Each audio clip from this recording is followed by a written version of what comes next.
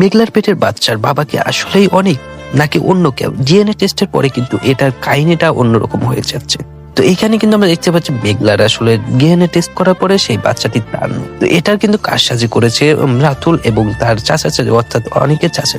তো কি ঘটতে চলছে গরিবপুরের রাজপুতের 19 নম্বর এপিসোডে, কবে আসবে সবকিছু বিস্তারিত কিন্তু জানবো আজকের এই ভিডিওতে। তাই অবশ্যই ভিডিওতে একটি লাইক দিয়ে শেষ পর্যন্ত দেখতে থাকুন। গরিবপুরের রাজপুত নাটকের প্রতিটি এপিসোডে কিন্তু আকর্ষণীয় করে তোলার জন্য নতুন নতুন ধামাকা দিয়ে তৈরি করা হচ্ছে। তো আপনারা কে গরিবপুরের রাজপুতের কে কোন জেলা থেকে দেখে থাকেন তা অবশ্যই কমেন্ট করে জানাতে ভুলবেন। গরিবপুরের রাজপুতের 18 নম্বর এপিসোডটি আপনারা দেখেছেন, তো এইখানে কিন্তু কাহিনীটা পুরোপুরি ঘুরে তোলা হয়েছে। তো 19 নম্বর এপিসোডটি কিন্তু খুব তাড়াতাড়ি, অর্থাৎ আগামী শনিবার দুপুর 12টার সময় কারোহিম এন্টারটেইনমেন্ট ইউটিউব চ্যানেলে পেয়ে যাবেন। তো বন্ধুরা, এখন কি মনে হয় যে গরিবপুরের রাজপুতে অন্য কোনো কাহিনী করতে চলছে? অনেক এবং মিরাজের মধ্যে যে ঝামেলাটা পাকিয়েছে, তার যে রাতুল যে সত্যকতা, অর্থাৎ রাতুল যে সফল হবে সেটা কি আসলেই হবে? তো এখানে কিন্তু মেঘলা আমরা দেখতে পারবো রাতুলকে কিন্তু শেষ পর্যায়ে তার কাছ থেকে বিরত দেবে এবং রাতুলকে আসলে পথের ফকির বানিয়ে দেবে। অন্যদিকে কিন্তু অনেকের সাথে কিন্তু নানান ধরনের ঘাত হচ্ছে। এখন কিন্তু দেখার বিষয় শেষ পর্যায়ে কি করতে চলছে, কি সেই বৃষ্টি এবং মেঘলা কি সেই সতীনের সংসার করবে, এগুলো কিন্তু দেখতে পারবেন পরবর্তী এপিসোডে ধাপে ধাপে। তো এটা দেখার জন্য অবশ্যই আপনাদের গরিবের রাজপুতের প্রতিটি এপিসোডটি দেখার জন্য চোখ রাখতে হবে কারোহিম